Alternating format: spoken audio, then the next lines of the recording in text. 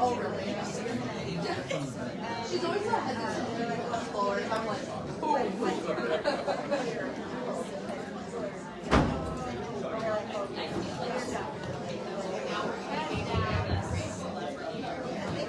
Good afternoon.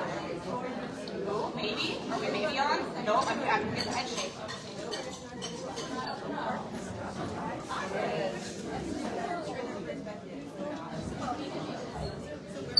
All right, we try it now. Is that better?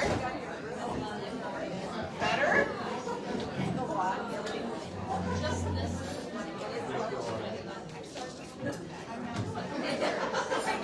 All right, how about now? Ooh, okay, yeah, there we go. All right, good afternoon, everyone. Welcome, and thank you for coming. that's right, Terry. My name is Ashley. I'm a board member for the League of Women Voters of the Red River Valley. We have a couple of announcements today before we get started. Yeah. Good neighbor. Okay, so you're going to have to get really close. All right, welcome everyone. Good afternoon. My name is Ashley. I'm a board member for the League of Women Voters of the Red River Valley. I'm glad you can all join us today. I just have a couple quick announcements, and then we're going to have Vicki is going to, and like League of Women Voters US, I believe is what it said. So keep an eye out for that. And as always, if you are not sure if you are currently a member or when you need to renew, I'm sure Carol loves getting those questions.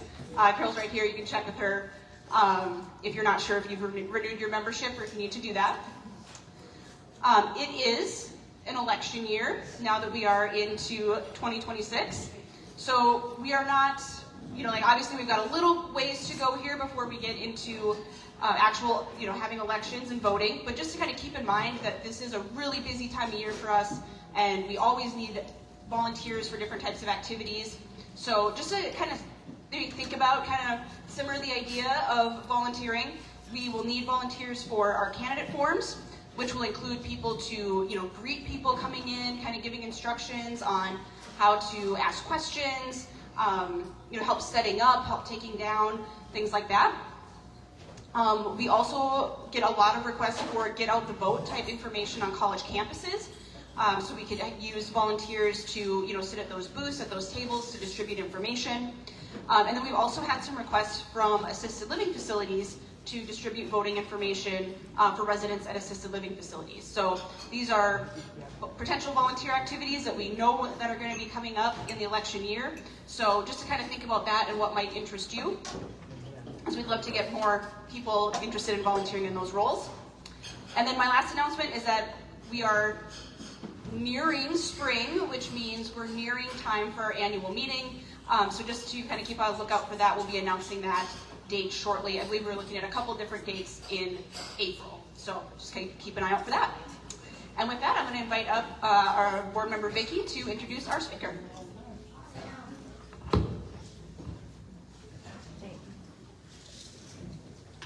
Am I close enough? No? All right. Like this? Any better? That's still not working right. How'd you do that? There. Got it. Okay, thank you so much. Dustin Gawrylow is the managing director of the North Dakota Watchdog Network. And if you don't know him yet, you want to hang on to that word, watchdog. The Watchdog Network is a 501c3 nonprofit organization. And because his topic is so important right now, I should stop right there, but I can't. Because he has already done so much for good government and for the people's voice in North Dakota that I have to mention some of it. In addition to Watchdog, I think Dustin has earned the title Sunshine Man of North Dakota for shedding the kind of sunshine that we as voters need on what our government is doing in many different capacities. Without Dustin, there are many things we would know nothing about. Dustin grew up in Zap, North Dakota. From there, for almost 20 years, he has worked at the convergence of grassroots activism, journalism, and professional lobbying. Now on today's topic, which is protecting our initiated measure process, our rights, he has been pushing back against the North Dakota legislature's efforts to restrict our initiated measure rights and restrict the powers that are reserved to the people since the 2014 election cycle, as you'll hear about in his comments. But the topic of protecting the powers reserved to the people is not the only pressing issue onto which Dustin has shed much needed sunshine in North Dakota. The impressive breadth and depth of his watchdog work are illustrated in his recent 2025 year-end summary, quote, Watchdog Year in Review, Holding Power Accountable. Holding power accountable. How much we desperately need that right now. It's just stunning. And the subtitle was Investigations That Mattered. Here are just some of the huge issues beyond saving our right to use the ballot measure that he has tackled. Local control under attack. Ethics Commission struggles to be effective. There's an issue near and dear to our hearts. Government economic development fails. Data centers and energy costs. The Green New Deal for corporate profit. And there's a film grant scandal being swept under the rug. And he dived into that. Well, amazingly, beyond that, somehow he also has found time to do the necessary deep digging to shed journalistic light on several hotly contentious regional issues in Bismarck, Burley, and in Fargo Cass. The one thing he doesn't do well, in my opinion, is self-promote. So I'm suggesting that you grab your handout, and if you've got a pen on the back, what you would write on there is to remind yourself to go to watchingnorthdakota.com and sign up to receive some of his information. And if you're like me, you might also subscribe to his Substack. I have done that quite a long while ago because I wanted to be helping him to continue his work to protect democracy at this frighteningly critical time. Again, it's watchingnd.com, and if you forget that or lose it, you need to just Google Dustin Gawrylow and you'll start to find those connections. Thank you. Dustin?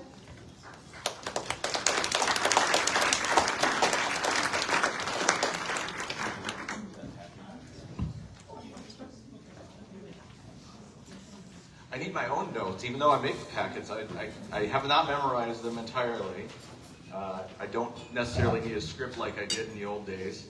But thanks, Vicki, for the invite here, and everybody. I know we're on a very tight schedule today.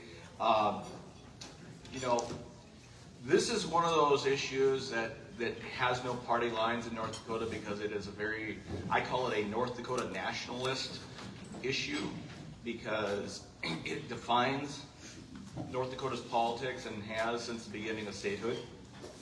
And it all comes down to the powers reserved to the people. So if you don't have a packet, I know there's a couple stacks around to follow along with the actual language in both the Constitution and which the legislature is proposing the changes to. As Vicki said, this has been going on since 1920. Legislatures for the entire history of the state have been trying to reduce and minimize the ability of North Dakotans to influence their own government and set the terms and conditions for the legislature. The Constitution of a state, just like the Constitution of America, is designed to limit government and be a framework and guardrails for government so that it does not get out of control. And it's not about giving the legislature the power to do one thing or another. It's about limiting the legislature's ability to override the will of the people. And in North Dakota's state constitution, Article 3 is entitled Powers Reserved to the People. It's not titled Powers Reserved to the People unless the legislature disagrees. They would like you to think that it is, but that's where they want to go with all these measures and have been trying since 2014.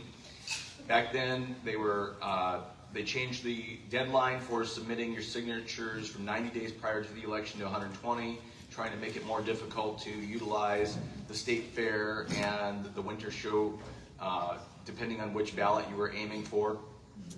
In 2020, they really went over the top and tried to give themselves a veto over the people, saying that once the people voted yes on a measure, it would go to the legislature, and the legislature would have the ability to vote it down and then send it back to the people and require them to vote again. In 2022, the North Dakota Chamber of Commerce attempted to do a 60% threshold measure and spent over $400,000 collecting signatures, and were not able to get it done because they just couldn't manage it, which is ironic because they are one of the groups that says that it's too easy to change the Constitution. Well, for $400,000, I think Rick and I could get probably 4 different measures on the ballot. Hey, Rick. And then last year, in 2024, you'll recall that there was another measure that included the single subject rule, which we'll get into, as well as a double vote requirement in both the June and November elections to get constitutional measures passed. And the overarching theme of the legislature is it's too easy to change the Constitution, it's too easy to pass initiated measures, in their view, because they don't want the people telling them what to do, basically. So on the third page of the handout, and I'm going to kind of be jumping around a little bit and trying to keep up with the clock here, is the brief overview of the single subject rule, which is an undefined monopolistic power grab because it grants the Secretary of State unilateral authority to determine what is and is not a single subject. That matters for several reasons, because even though the idea of a single subject rule on initiated measures and constitutional measures sounds good in theory, the fact is that it is highly abused in states that have it. And in fact, you will recall that in 2023, the North Dakota legislature was slapped down by the North Dakota Supreme Court when they determined that the legislature has not been using the OMB budget correctly and forced them to have a special session to divide the OMB budget into 14 separate bills because the original bill was 14 separate subjects. So the legislature, which has not been able to historically abide by the single subject rule that applies to them, believes that it needs to apply to the citizens without actually defining what it would say. In this packet, in the next couple pages, there's some FAQs that are derived from some legal documents that were written from some lawyers in a different state talking about how the single subject rule is abused in other states. Locally or regionally, another example of how this concept was abused was in South Dakota. The voters approved medical marijuana, recreational marijuana, and industrial hemp. And Kristi Noem decided to sue over that, saying that it was 3 different subjects, and the South Dakota Supreme Court agreed. And so that brings up the issue of how do you define this? Now, if you ask a legislator, they'll say, well, we'll define it in statute. That's a problem because that becomes what I call a Nancy Pelosi issue, which is they have to pass it to know what's in it. If they can't define what is a single subject before asking the voters to approve it, then they don't even know what they want to do. They just want to control the initiated measure process. And one of the ironic reasons that the single subject rule is a problem is because it is too subjective.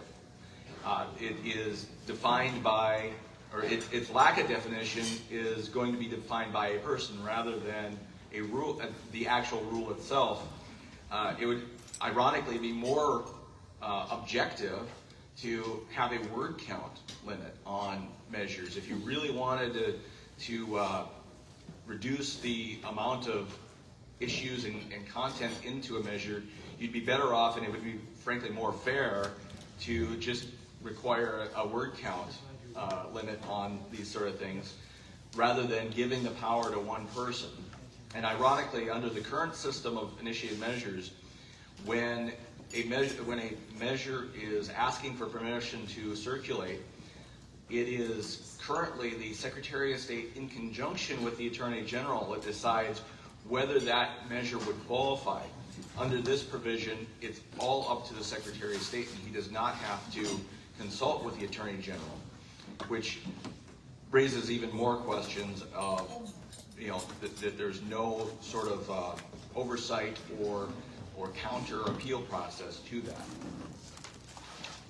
With that, I'm going to stand for questions. If anybody has questions on this single subject rule, again, this is Measure 1 in June.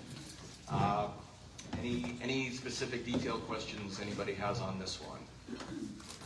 Why is it on the June ballot and not in November?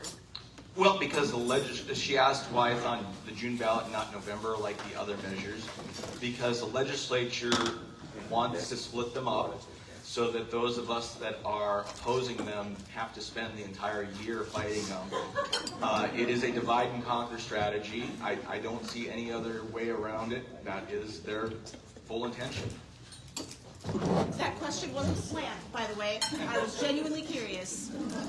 Yeah.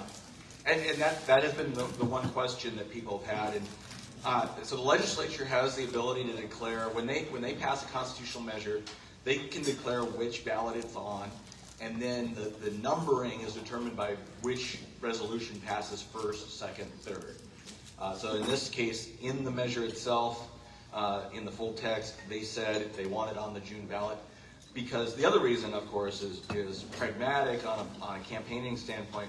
There's less turnout in June, and with less turnout, they believe that they will get more yes votes because there will be more Republican races that are in contention, so more Republican voters, and they'll see something that says single subject rule on ballot measures, and they think that that's going to kind of put their way of putting their thumb on the scale, basically.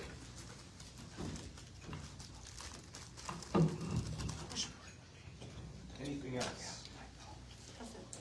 If I remember correctly, both of those initiative measures were going to be on this one ballot, but I believe there was some testimony even from the League of Women Voters that encouraged them to split them up. Do you remember that?